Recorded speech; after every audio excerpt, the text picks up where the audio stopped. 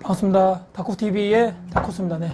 오늘 제가 여러분들과 같이 이야기 나눌 주제는요, 부동산을 비싸게 사는, 즉 호구되는 방법이죠.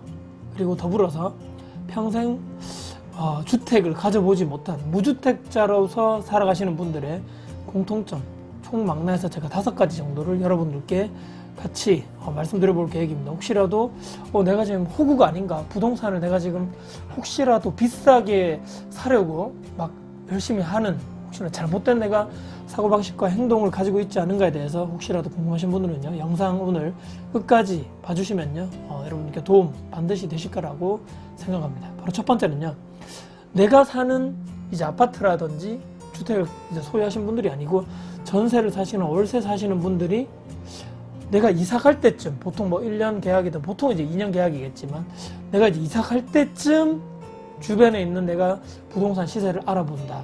이것이 공통점 중에 제가 첫 번째로 뽑아봤는데요. 이게 무슨 얘기냐면, 이사를 불과 뭐 몇 달 남겨두지 않고 계속적으로 내가 거기에 살아가는 것도 마찬가지고, 또는 내가 이제 이제 뭐 기타 사유로 인해서 내가 이사를 가야 되는데, 주변에 있는 뭐 비슷한 뭐 동네, 비슷한 평수, 또는 뭐 아이들이 점점 커가고 원래 한 명인데 자녀가 좀 늘어남에 따라서 평수를 좀 이제 넓혀서 가야 되겠다, 주변에 이제 좀 알아봐야 되겠다. 이게 즉각적으로 바로 1년 전 또는 6개월 전 이때부터 미리미리 알아보시는 것이 아니고, 바로 이제 이사를 코앞에 두고 이제 알아본다는 거죠. 그렇다면 어떻습니까? 우리 동네 이렇게 좋지도 않은데, 또는 아니 여기가 뭐 그렇게 대단한 동네라고 전세값이 왜 이렇게 올랐어? 그때 가서 깜짝 놀란다는 거죠. 평소에는 내 아파트 시세에 대해서, 아파트 전세라든지 주변 아파트도 마찬가지겠지만 그 시세에 대해서 전혀 관심이 없다가 갑자기 내가 이사를 가려 하는 불과 몇 달 또는 며칠, 몇 주 전에 급작스럽게 부동산에 전화해서 알아보니까 여기 지금 시세가 이만큼 올랐어요. 전세가 지금 이만큼 올랐어요. 지금 내가 사는 아파트도 한 3천 올려줘야 된대요. 깜짝 놀라는 거죠. 와, 나 지금 큰일 났네. 우리 부부 지금 열심히 벌어도 1년에 얼마 벌지도 못해서 저금도 많이 못 해놓은 상황인데, 와, 지금 엄청나게 돈이 올랐네. 이거 어떡하지? 부모님께 빌릴까? 또는 회사에 대출 좀 알아볼까?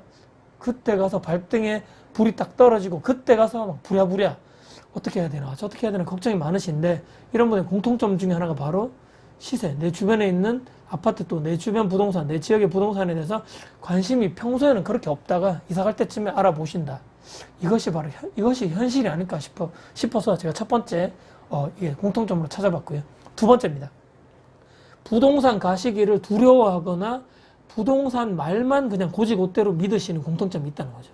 무슨 얘기냐면요, 성격이, 저도 예전에 좀 사실 부동산에 들어가기가 상당히 두렵고 무섭고 했지만, 이게 가다 보면 실력이 늘어나고 부동산 소장님과 이렇게 대화하는 스킬이 늘어나고 이렇게 하는 거지. 처음부터 잘하는 사람 없다고 보는데요, 이 부동산 들어가기조차 두려운 거죠. 그 문턱을 넘어서는 순간에 어떤 말을 해야 될지 참 모르겠고, 근데 성격이 되게 소심해서 소극적이라서 잘 모르겠다, 어떤 말을 해야 될지도 잘 모르겠다, 등등등. 이렇게 하시는 분들도, 내 부동산 가기가 두려워, 이렇게 하시는 분들도 있겠지만, 이와는 더불어서 또 어떤 분들이 있나요? 부동산 중개 소장님이라든지 부동산 중개 실장님들만을 말만 그냥 전적으로 믿으시는 분들. 이 부동산, 저 아파트는 저래서 비싸고 저래서 싸고 이렇게 쭉쭉쭉 얘기해서 설명하는데, 전혀 내가 거기에 대해서 판단할 수 있는 객관적인 능력과 지식이라든지 전혀 그런 게 없다는 거죠. 내가 스스로 알아보고 공부해서 손발품 파는 것조차 귀찮아 하시는 분들. 그리고 책도 보기 싫고 유튜브 영상을 보고 공부하는 것도 싫고 이것도 싫고 저것도 다 싫은데, 하물며 내 돈과 내 시간을 투자해야 되는 강의라든지 일일 특강이라든지 이런 거 전혀 싫은 거죠. 이것도 싫은데 이것까지도 절대 못하고 나는 싫고, 그냥 이렇게 있다가 그냥 부동산 들어가서 아니면 전화해가지고 내가 적정하게 지금 현재 내가 가진 돈, 현재 내 전세금 대비해서 최선으로 오를 수 있는 지역, 거기만 그냥 가야 되겠다, 이렇게 그냥 상당히 소극적으로 생각하시는 분들이 있다는 거죠. 그것의 대가가 바로 고스란히 나에게 그대로 다가온다. 참, 이것이 제가 생각한 두 번째 공통점이 아니겠는가. 이것이 제가 말씀드린 부동산을 비싸게 돈을 주고 살거나 전세를 주거나 또는 무주택자로서 계속적으로 살아갈 수 없는 사람들의 공통점 두 번째 뽑아봤고요. 세 번째입니다. 내가 사는 아파트 꼭지에, 이런 얘기 하죠. 아파트 꼭지에 내가 투자한다, 또 산다. 매매가 최고 또는 전세가 최고가에 이르렀을 때 꼭 내가 들어가더라. 이렇게 푸념하시는 분들이 주변에 있더라는 거죠. 근데 이분들이 참 공통점이 내 지역에 있는 분양 물량 또는 공급 물량 또는 지금 뭐 내 전체적으로 내가 사는 지역 동네에 평균적으로 필요한 물량이 이 정도 되는데 지금 올해는 이 정도 평균 뭐 분양이 들어가고 이 정도 들어가는 뭐 입주 물량이 이 정도 되더라. 전혀 파악하지 못하고 있다는 것이죠. 그리고 내 지방에 있는 뭐 요즘에 워낙 이 데이터가 잘 나와 있는데 해당 지역에 있는 미분양 물량 자체가 점점 올라가는 추세인지 또는 미분양이 점점 해소돼서 점점 떨어지고 있는 추세인지 내가 전혀 모른다는 거죠. 파악. 요즘에는 뭐 어떤 사이트, 특정 사이트 들어가셔가지고 클릭 몇 번만 하시면 이 모든 것들이 나오는 빅데이터 사회 이런 세상에서 전혀 내가 들어가서 듣도 보도 못한 이런 정보를 가지고 내가 파악하다 보니까 이거 뭐 그냥 샀는데 알고 봤더니만 내년 내후년에 점점 부동산 뭐 엄청나게 뭐 물량 폭탄 지역에 들어가다 보니까 이제 꼭지에 내가 사서 들어갔다. 정말 후회된다. 내가 왜 알아보지도 못했을까. 원망만 하는 이런 뭐 사람들의 공통점이 바로 세 번째가 아닐까 이런 생각을 한다는 거죠. 매매가, 전세가가 동시에 막 하락하게 되면서 정말 피눈물 흘릴 수밖에 없는 참 이 공부가 안 하고 내가 제대로 알아보지 못한 것에 대한 대가가 이렇게 클 줄이야 이런 생각을 참 안타깝지만 하게 될 수밖에 없다. 현실이 그렇다 이렇게 말씀드리면서 또 네 번째는요. 대출에 대해서 정말 너무 보수적인 분들입니다. 저도 예전에 영상에서도 제가 몇 차례 말씀드렸지만 대출에 대해서 완전하게 부정적이신 분들. 대출은 무조건 안 돼. 나쁜 것이야. 이거 대출하면 망하는 지름길이야. 부동산은 내가 말이야 열심히 근로소득으로 모은 돈으로 적금을 하든지 예금을 해서 열심히 내가 모은 돈으로 사는 것이지 빚내서 사면 절대 안 돼. 망하는 지름길 절대 안 돼. 이렇게 생각하시는 분들이 젊으신 분도 마찬가지고 예전에 저희 부모님 세대 정말 많다는 거죠. 예전에는 사실 이 뭐 대출 받고 빚내고 이런 것 자체가 어떻게 보면 조금 위험한 일일 수 있죠. 왜냐하면 금리라든지 워낙 높았기 때문에 예전에는 적금이라든지 예금만 해도 그 금리 자체가 워낙 높고 그거보다 더 높았던 것이 바로 대출 금리이기 때문에 좀 위험하다 말할 수 있지만 요즘에는 저금리 시대 엄청나게 낮죠. 그래서 충분하게 내가 레버리지를 이용해서 내가 적절하게 앞으로 우상향할 수 있는 지역에 부동산 투자를 적절한 레버리지를 끼고 내 대출 상환을 충분하게 할 수 있는 능력이 된다면 그 범위 내에서 충분하게 할 수 있는데 아직까지도 이런 마인드를 가지신 분들이 생각보다 많다. 또 더욱더 놀라운 사실은 젊은 분들도 그 이제 부모님께 받은 교육들 또는 주변에 있는 뭐 친척, 친구들 뭐 주변 이제 뭐 영향을 내가 받기 때문에 아무리 내가 젊고 사고방식이 뭐 좀 신선하다고 해도 아직까지도 대출에 대해서 상당히 부정적이신 분들이 많다. 그렇기 때문에 대출에 대해서 부정적이고 부동산 투자를 하면 안 돼. 이렇게 생각하시는 분들이 많기 때문에 내가 열심히 근로를 해서 돈을 모아서 아무리 내가 해서 해봤자 정말 좋은 부동산, 위치 좋은, 입지가 좋은 부동산의 가격은 이미 저만치 앞에 가 있기 때문에 영원히 더더욱 미래로 시간이 가면 갈수록 사기 점점 불가능해질 수밖에 없다. 이렇게 현실을 우리가 빨리 알아야 된다. 이런 생각을 하면서 이거 네 번째 공통점으로 제가 뽑아봤고요. 마지막 다섯 번째입니다. 마인드 자체가 정말 부정적인 분들. 무조건적인 그냥 비판하시는 분들 있죠. 부동산 투자는 나쁜 것이고 근로로 인해서 아까도 잠시 말씀드렸지만 열심히 내가 직장 가서 내가 일을 하고 나서 거기서 받는 월급으로만 내가 열심히 모으는 것이 신성한 거.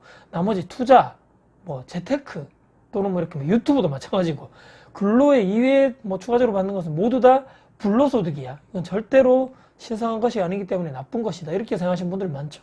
제가 예전에도 영상 또 블로그 글을 통해서도 마찬가지로 말씀드렸지만 근로소득 이외의 투자라든지 이런 재테크, 부동산 투자가 왜 불로소득이냐 거기에 대한 제가 반문을 말씀드리면서 뭐 근거도 제가 제시해드리고 부동산 투자도 마찬가지겠지만 불로라는 것은 말뜻은 그냥 노동을 하지 않는 소득인데 어떻게 이 부동산 투자가 어떻게 불로소득이냐 제가 말씀드렸죠. 열심히 좋은 매물을 투자하기 위해서 밤낮 할 것 없이 손품 발품을 들어서 열심히 공부도 해야 되고 현장도 나가셔야 되고 또 임대를 제대로 놓는다 해도 거기서 끝이 아니고 열심히 내가 공실 관리도 해야 되고 임대인 관리, 임대인으로서 임차인 관리도 해야 되고 고장난 것이 있으면 또 수리도 해드려야 되고 이런 여러 가지 수고가 많은데 이것은 절대로 불로소득이 될 수 없다. 제가 이렇게 말씀드렸죠. 그렇기 때문에 뭐 무조건 나쁜 것이다. 이렇게 막 일방적으로 막 매도를 해버리고 일방적으로 막 비판을 해버린다면 참 답이 없다는 거죠. 이 유튜브 뭐 이렇게 뭐 부동산 뭐 얘기하시는 분들 중에 또 폭락론자 하신 분들 있죠. 또 이분들 영상을 보시고 그때 그 순간만큼 정말 기분이 좋겠죠. 항상 그분을 뭐 내가 하고 싶은 말을 이분이 그냥 뭐 대신해서 욕도 해주고 뭐 하기 때문에 댓글도 다시고 참 뭐 이 하락론자, 이 폭락론자 영상을 보시면서 그 순간만큼은 아 정말 좋다. 나도 저 사람처럼 빨리 지금 부동산 가격이 현실화돼야 되고 떨어져야 되고 뭐 거기에 대해서 막 뭐 댓글도 다시겠지만 정작 그 영상을 보고 난 뒤에 다시 내 현실을 보고 난 다음에는 현타가 온다 그러죠. 우리 정말 차가운 현실은 그렇지가 않다는 거죠. 그것은 바람일 뿐이고 실제적으로 현실은 정말 그렇지 않다는 것을 또 깨닫는 순간 더더욱더 이 더 부정적인 사고방식을 가지게 되고 이게 자꾸 악순환을 할 수밖에 없는 것이 아닌가. 그렇기 때문에 평생 주택을 보유하지 못하고 그렇게 되면 어떻게 되겠습니까? 결론적으로는 뭐 계속적으로 내가 전세가가 뭐 상승하는 지역이 있다면 전세가 올려지기 급급하고 내가 열심히 근로를 해가지고 내 시간과 내 땀과 노력을 회사에 가서 뭐 CEO에게 받는 내가 그 돈으로 맞바꾸게 되죠. 그 돈을 계속적으로 집주인에게 전세금을 올려줄 수밖에 없는 이런 악순환, 정말 진정한 악순환의 반복이 될 수밖에 없다. 이것이 끝이 아니고 전세를 살면 어떻습니까, 여러분들? 편하게 살 수 있나요, 집에서? 뭐 주거의 안정성 측면에서 계속적으로 떨어질 수밖에 없고 2년 뒤에 내가 정말 그 전세금을 올려줄 수밖에 뭐 없다. 금액이 너무 높아서 내가 2년 동안 모은 돈으로는 절대 안 돼. 그럼 어떻게 돼야 됩니까, 여러분들? 또 그보다 더 질이 낮을 수밖에 없는 또 평형수가 낮을 수밖에 없는 뭐 주거지역이 떨어질 수밖에 없는 지역으로 어쩔 수 없이 또 이사를 가야 된다. 나 혼자 이사를 가게 되면 상관이 없지만 내가 결혼을 해서 와이프도 있고 배우자가 있다. 애들도 있다. 어떻습니까? 그 또 많은 가족들이 끌고 또 뭐 이사를 가야 되는 이런 불편함. 또 전세를 살게 되면 또 내 집 같지 않은 불편함이 있죠. 못 하나도 제대로 못 받고 참 이게 좀 아끼고 잘 살아야지만 나중에 또 뭐 내가 제대로 잘못했는데 또 거기다 뭐 이거 제대로 못 살았네. 또 뭐 고장을 냈네. 훼손했네. 이렇게 해가지고 또 내 보증금에서 또 갚게 되는 이런 또 안타까운 현실이 생길 수밖에 없다는 거죠. 그렇기 때문에 오늘 제가 말씀드린 이 부동산을 비싸게 사는 방법. 우리가 싸게 사서 비싸게 팔아야 되는데 살 때 이미 비싸게 사는 또 호구가 되는 방법들. 역으로 제가 좀 과하게 말씀드렸지만 또 이것도 말씀드렸고 또 영원히 무주택자로 살아가시는 분들 이 통틀어서 제가 총 5가지의 이 사람들의 공통점을 말씀드려봤습니다. 우리는 이 5가지에 참 포함되면 안 되겠다 이런 말씀 드리면서요. 우리는 정말 부동산을 싸게 사서 투자의 개념으로 접근하셔가지고 정말 내가 투자의 자산을 늘리고 내 부동산을 늘리셔가지고 내 현금 흐름도 추후에는 내 자산의 규모도 늘림과 동시에 추후에는 현금 흐름도 만드시는 부동산을 통해서 그런 투자자의 길을 힘들지만 걸어가시는 여러분들이 되셨으면 하는 바람에서 또 긍정적인 사고방식을 가지시는 또 여러분이 되셨으면 하는 바람에서 영상을 마무리하도록 하겠습니다. 오늘도 긴 영상 봐주셔서 감사드리고요. 혹시나 여러분들께 도움 되셨다면 구독, 좋아요, 알람 설정 해주시고요. 혹시라도 지인분들께 널리 영상 공유 가치가 있다면 공유까지 해주시면 정말 감사드리겠습니다. 네, 지금까지 영상 봐주셔서 감사드립니다. 다코스TV의 다코스였습니다. 감사합니다.